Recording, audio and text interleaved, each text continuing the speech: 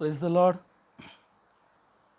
परमेश्वर की स्तुति करते हैं। परमेश्वर के प्रियो, परमेश्वर के वचन को आज हम देखेंगे कि परमेश्वर प्रभु यीशु मसीह हमसे किस बारे में और क्या बातें करना चाहता है। आज हम जानेंगे प्रेयर के बारे में, इम्पोर्टेंस ऑफ प्रेयर। प्रार्थना का हमारे जीवन में कितना महत्व है। प्रार्थना, प्रेयर्स हमारे लाइफ के लिए कितनी महत्वपूर्ण है, इस बारे में हम आज वचन से कुछ बातें बाइबल में से देखेंगे। क्योंकि परमेश्वर का वचन कहता है कि मैं मेरा वचन भेजकर मेरे लोगों को चंगा करूंगा, मेरा वचन भेजकर मेरे लोगों से मैं बात करूंगा। Praise the Lord. तो परमेश्वर के प्रियो, हम बात करेंगे प्रार्थना के बारे में, प्रेयर के बारे में। तो प्रार्थना का महत्व जानने से पहले हमें यह जानना चाहिए कि what is the meaning of prayers. प्रार्थना का अर्थ क्या है, किसको हम प्रार्थना बोलेंगे। तो प्रार्थना का अर्थ है, मेरे प्रियो, परमेश्वर से बातें करना। प्रार्थना का अर्थ है परमेश्वर से बातें करना। शमूएल की पहली किताब और पहला अध्याय में हम देखते हैं कि एक हन्ना नाम की स्त्री थी। एक पुरुष था जिसका नाम था एल्काना, उसकी पत्नी थी हन्ना। लेकिन शादी के कई साल बाद उसको बच्चा नहीं हुआ, तो एल्काना ने और एक शादी कर दी और उसका नाम था पनिन्ना, और उसको बच्चे हो गए।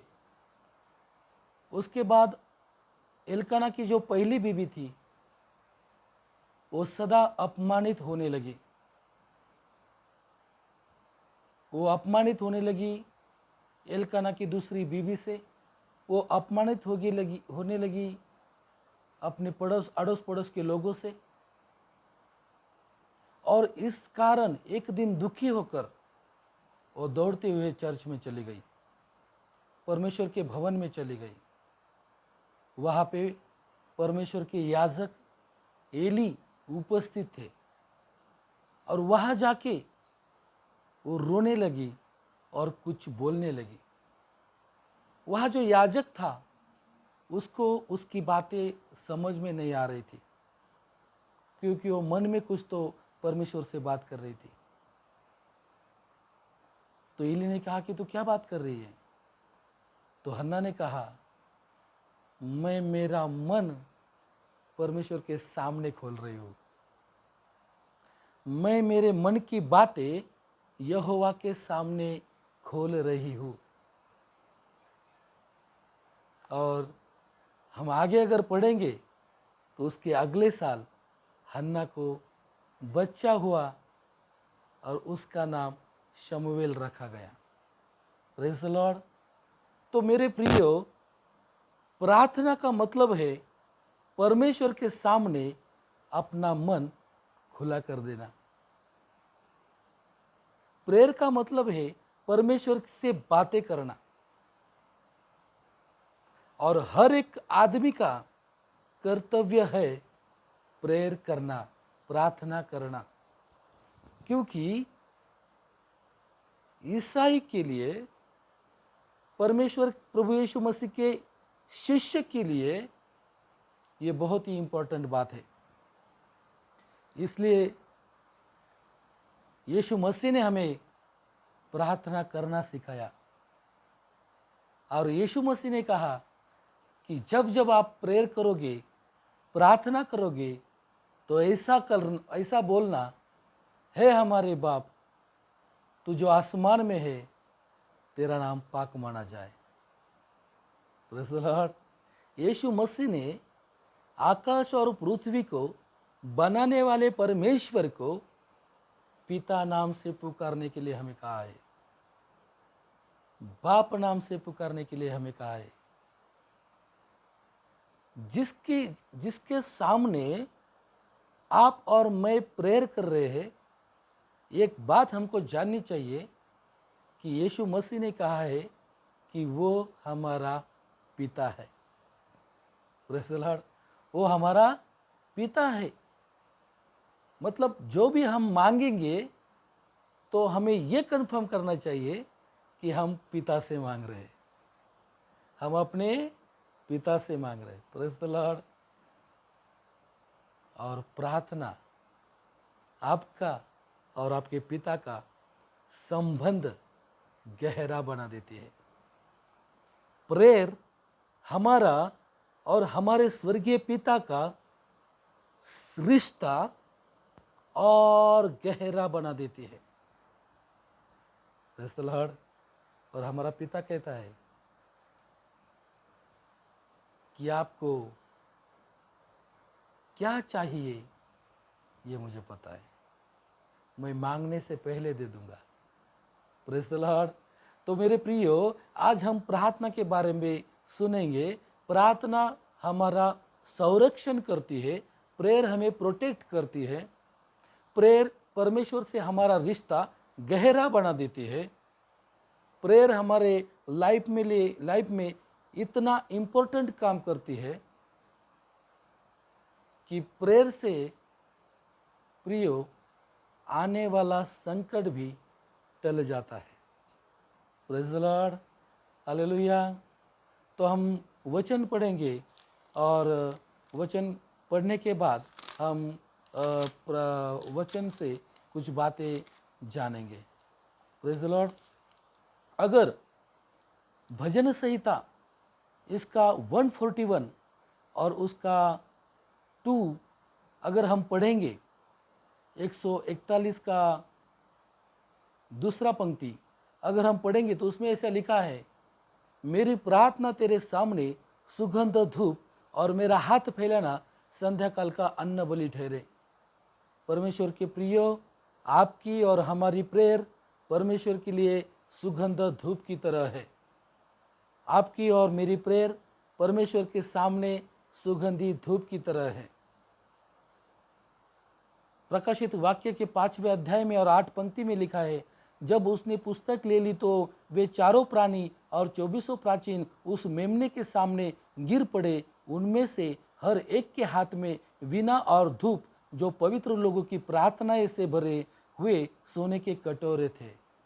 Praise the Lord.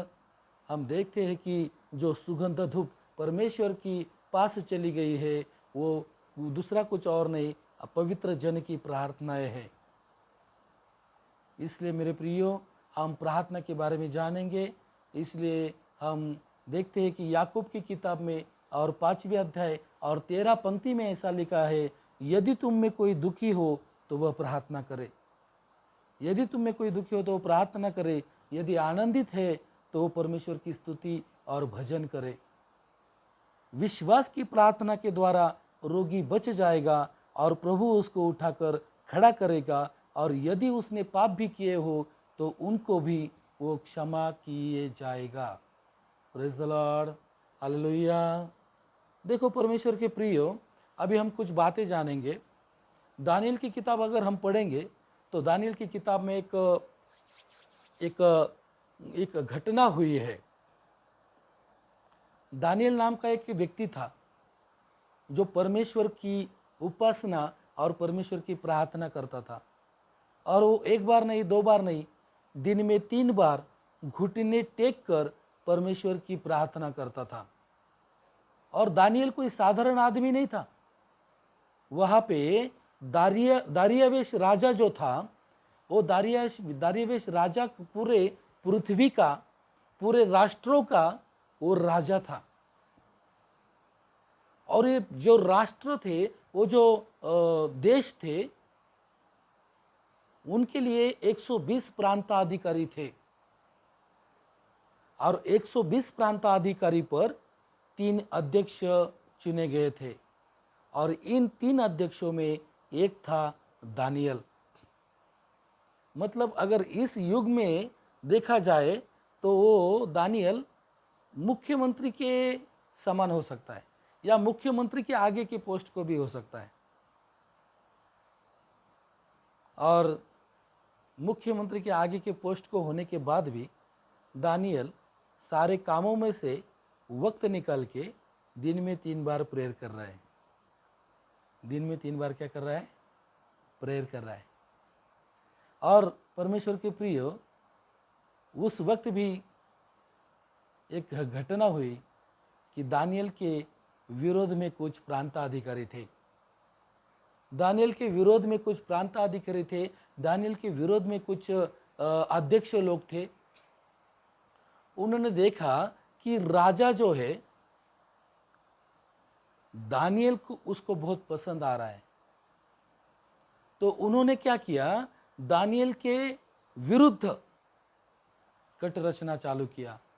और वो दारियुस राजा के पास गए, राजा को बोले कि राजा, ऐसा एक फरमान निकालो, ऐसा एक कायदा निकालो, ऐसा एक कानून निकालो कि अगले 30 दिन तक ये पूरे राष्ट्र में से कोई भी आदमी राजा के अलावा किसी देवता को नमन नहीं करेगा और किसी आदमी को भी नमन नहीं करेगा।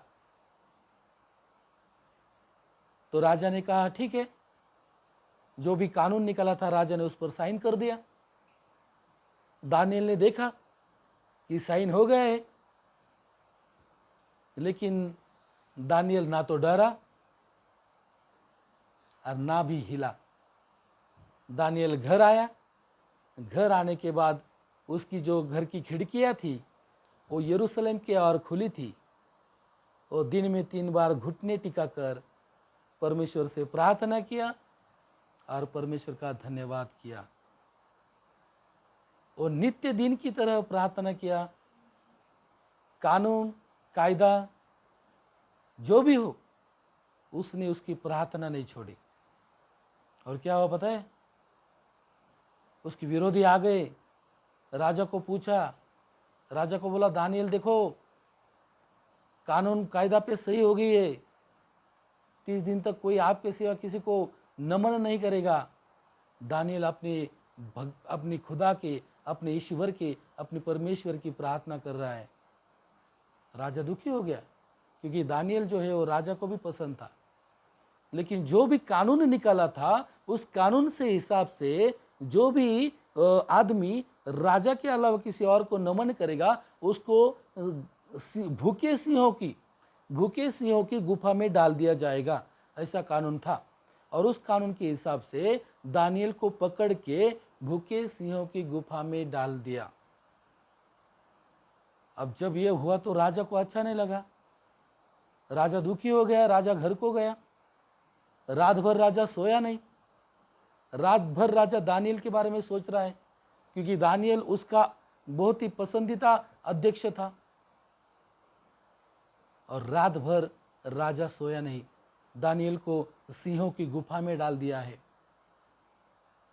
और राजा सुबह होते ही वो गुफा की ओर दौड़ गया।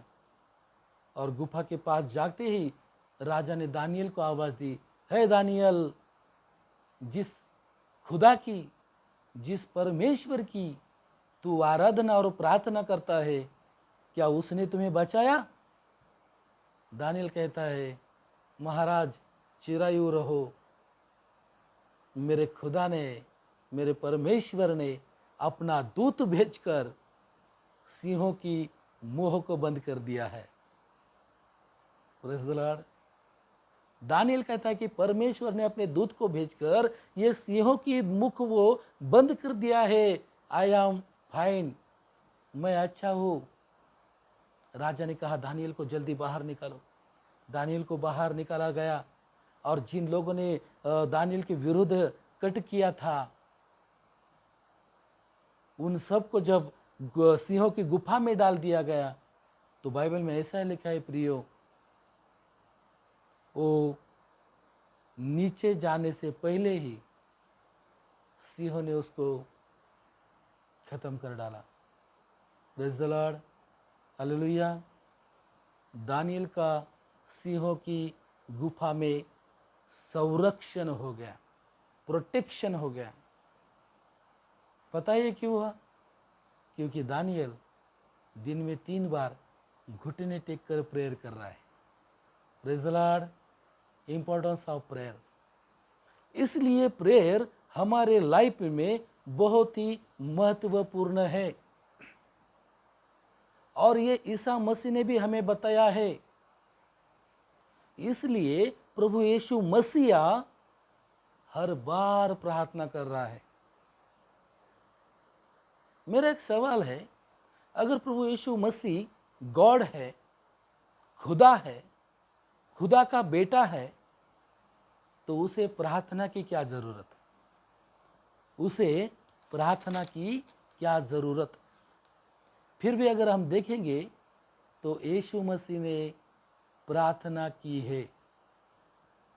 अगर हम मत्ती की किताब में अध्याय 14 और उसकी 23 पंक्तियां पढ़ेंगे तो उसमें ऐसे लिखा है, वह लोगों को विदा करके प्रार्थना करने को अलग पहाड़ पर चला गया और सांझ को वह वहां अकेला था। अपने चेलों को भेज दिया यीशु मसीह ने और पहाड़ पर प्रार्थना करने के लिए चला गया और रात भर वहां प्रार्थना कर रहा है। अगर हम पढ़ेंगे उसका 25 आयत में लिखा है कि और यीशु रात के चौथे पहर झील पर चलते हुए उनके पास आया। इसका मतलब क्या है? चौथे पहर तक यीशु मसीह पहाड़ पर प्रार्थना कर रहा है। Praise the Lord. क्या कर रहा है? प्रार्थना कर रहा है। अगर लूका की किताब उसका 6वां अध्याय और 12 पंक्ति अगर हम पढ़ेंगे उसमें लिखा है, उन दिनों में वह पहाड़ पर प्रार्थना करने गया और परमेश्वर से प्रार्थना करने में सारी रात बिताई। लूका की किताब 6वां अध्याय और 12 आयत में लिखा है, उन दिनों में वह पहाड़ पर प्रार्थना करने को चला गया और परमेश्वर से प्रार्थना करने में यीशु मसीह ने पूरी रात बिताई। अगर वो खुदा है या खुदा का बेटा है, रात भर प्रेयर क्यों कर रहे हैं? रात भर प्रार्थना करने की जरूरत क्या है? तो उसके नीचे ऐसा लिखा है कि उसने उस दिन 12 चेलों को चुना। उसने उस दिन 12 चेलों को चुना जिसने पृथ्वी को हिला दिया। जिन चेलों ने पृथ्वी को हिला दिया, हर जगह पे जाके यीशु के नाम का प्रचार किया। उसमें से थोमा नाम का एक प्रभु का चेला था जो भारत में मद्रास में आ गया। 12 चेलों को चुना। यीशु मसीह के लिए बहुत बड़ा निर्णय था चेलों को चुनना। चेलों को चुनना बहुत बड़ा निर्णय था, और इसलिए प्रभु यीशु मसीह ने रात भर प्रार्थना की। रात भर प्रार्थना की और रात भर परमेश्वर से प्रार्थना करने के बाद सुबह आकर उसने चेलों को चुना और उन चेलों ने पूरी पृथ्वी में प्रभु यीशु के नाम का प्रचार किया।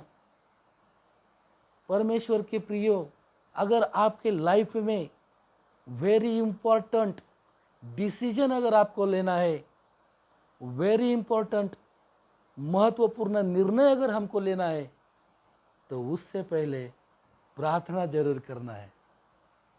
उससे पहले प्रार्थना जरूर करना है, क्योंकि जब हम प्रेयर में समय बिताएंगे प्रभु की उपस्थिति में, कहता हूँ मेरे प्रियो, हमारा डिसीजन कभी गलत नहीं होगा। हमारा डिसीजन कभी गलत नहीं होगा। प्रभु यीशु मसीह ने प्रार्थना की, वो खुदा है, वो खुदा का बेटा है, ही इज गॉड। इसने मरे हुए को जिंदा किया है। 4 दिन पहले मरे हुए लाजर को जिंदा किया है। वो खुद तीसरे दिन जिंदा हो गया है, और फिर भी उसने प्रार्थना की है। वो खुदा होकर प्रेयर क्यों कर रहा है? क्योंकि वो खुदा है, लेकिन इस पृथ्वी पर वो मानव बन के आया है, मनुष्य बन के आया है, और मनुष्य बनकर उसने रात रात भर परमेश्वर से प्रार्थना किया है, वो हमें ये बताना चाहता है कि मनुष्य को प्रार्थना की बहुत बहुत बहुत ज़रूरत है। यीशु मसीह हमें ये बताना चाहता है कि आई एम गॉड, मैं खुदा हूँ, लेकिन अगर मैं मनुष्य हूँ तो मुझे प्रार्थना करना चाहिए। अगर हम मनुष्य हैं ना, तो हमें प्रार्थना की बहुत ज़रूरत है। प्रेज़ द लॉर्ड, हमें प्रार्थना की बहुत ज़रूरत है। इसलिए मेरे प्रियो, अगर प्रेरितों के काम में अगर हम जाएंगे तो वहाँ पे एक घटना हुई है और वो घटना मुझे बहुत पसंद है। प्रेरितों की किताब में अगर 16वें अध्याय में अगर हम पढ़ेंगे तो उसके 25 और 26 वचन में ऐसा लिखा है, आधी रात के लगभग पौलुस और सिलास प्रार्थना करते हुए परमेश्वर के भजन गा रहे थे और कैदी उनकी सुन रहे थे। इतने में एकाएक बड़ा भूकंप आया, यहाँ तक कि बंदी गृह की नाव हिल गई और तुरंत सब द्वार खुल गए और सबके बंधन टूट गए। Praise the Lord. प्रेरितों की किताब अध्याय 16 में लिखा है, पौलुस और सिलास को बंदी बनाया गया था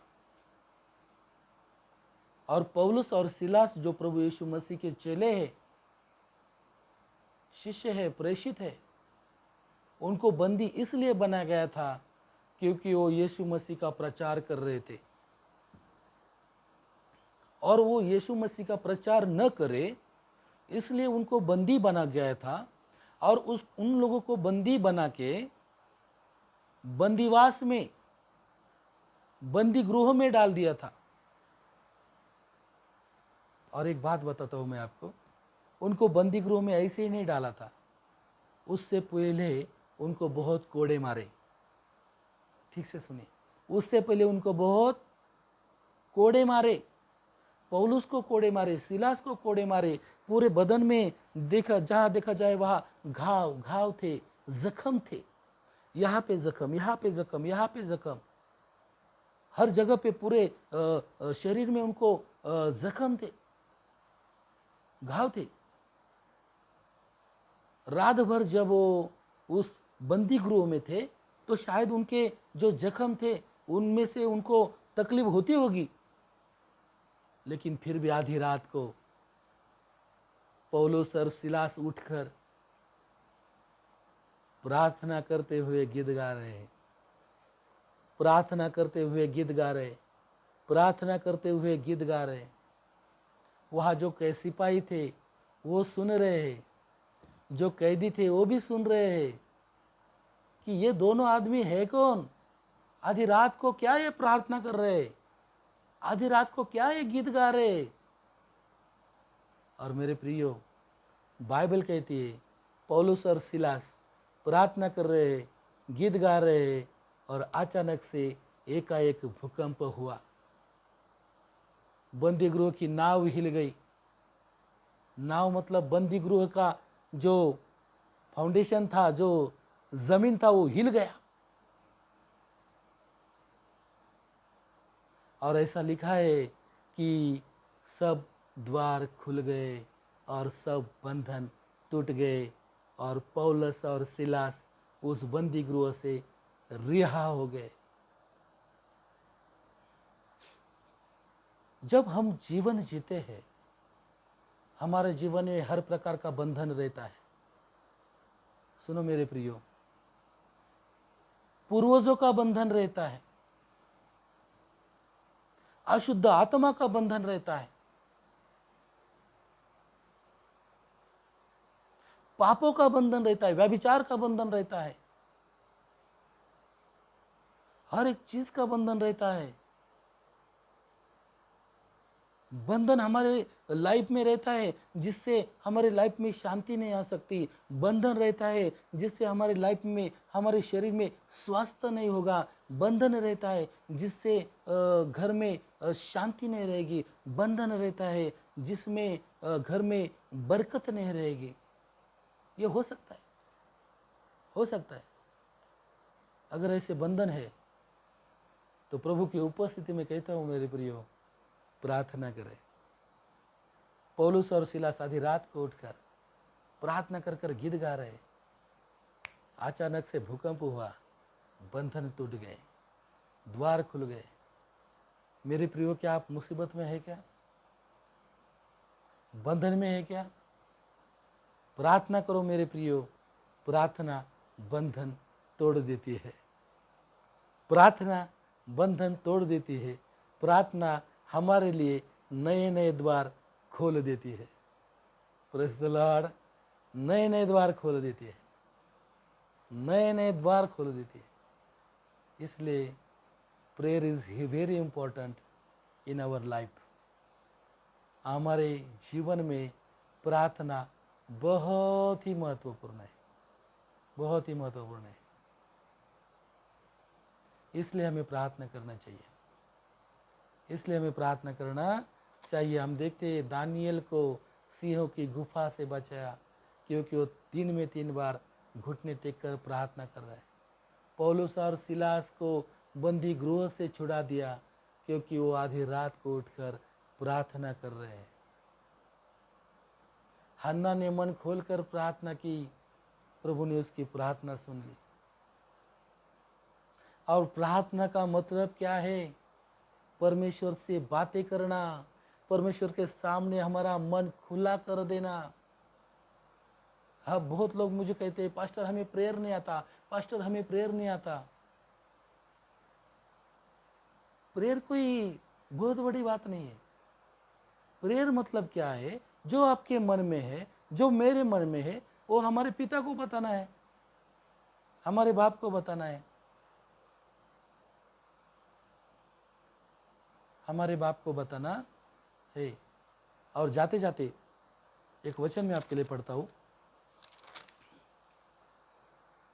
मत्ती की किताब में अध्याय 5 और आयत 6 में लिखा है, जब तू प्रार्थना करे तो अपनी कोठरी में जा और द्वार बंद करके अपने पिता से जो गुप्त में है प्रार्थना कर, तब तेरा पिता जो गुप्त में है देखता है, वो तुझे प्रतिफल देगा।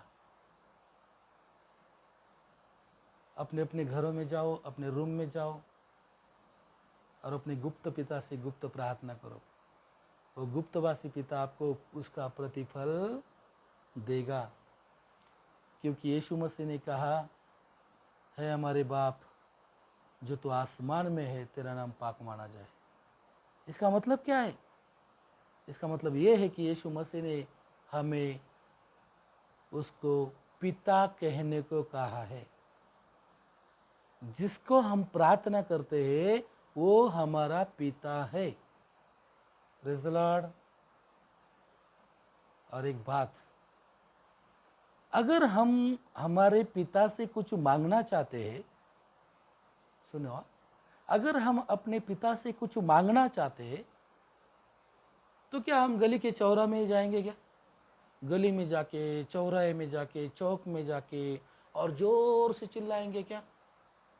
पापा पापा मेरे को शूज चाहिए, ऐसे चिल्लाएंगे क्या? What is this? नहीं चिल्लाएंगे। हमारे घर में जाएंगे और पिता के पास बैठेंगे, पिता के गले में हाथ डालेंगे, पिता को चूमेंगे, पिता को खुश करेंगे और उसके बाद बोलेंगे कान में, पापा पापा मेरे को शूज चाहिए। Praise the Lord. और मैं दावे से कहता हूँ, पापा ना नहीं बोलता, पिता ना नहीं बोलता। लोग चिल्ला चिल्ला कर, चिल्ला चिल्ला कर, चिल्ला चिल्ला कर, चौराहे में जाके चिल्ला चिल्ला कर प्रेयर करे। What is this? वाई? अगर वो आपका पिता है तो आपकी मन की बात भी जान लेता है। अगर वो आपका पिता है तो आपकी मन की बात भी जान लेता है। अगर हम हमारे बच्चे को क्या चाहिए, हमारे बच्चों को किसकी ज़रूरत है, अगर हम बिना मांगे जान लेते हैं, तो वो तो हमारा स्वर्गीय पिता है। वो हम जानेगा नहीं हमको क्या चाहिए? जानेगा नहीं क्या? वो जानता है कि हमको क्या चाहिए। इसलिए बाइबल बताती है कि जब जब तू प्रार्थना करता है, अपनी कोठरी में जा, अपने घर में जा, द्वार बंद कर, घुटने टेक और अपने पिता से प्रार्थना करें।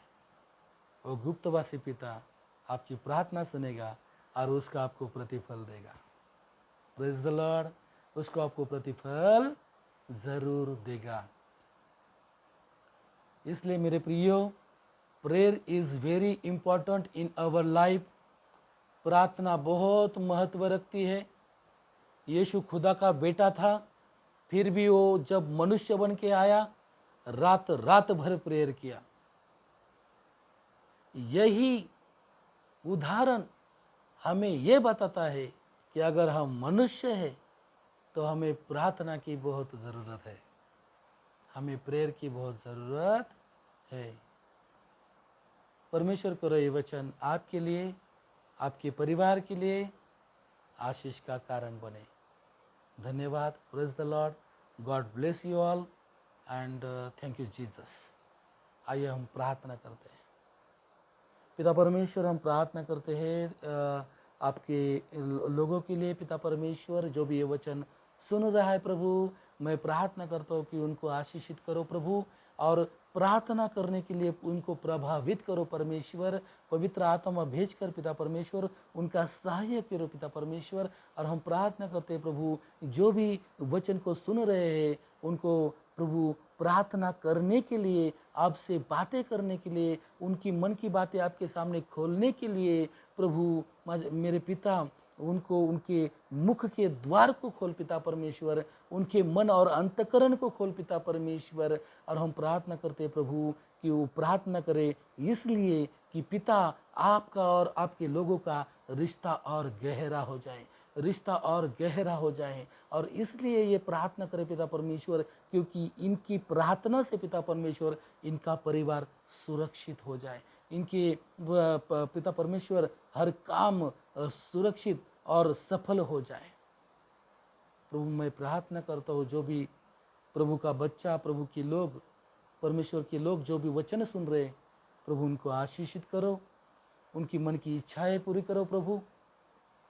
मैं प्रार्थना करता हूँ प्रभु कि उनको उन्नति दो। जिस काम में प्रभु ये हाथ डालेंगे हर काम में सफल हो।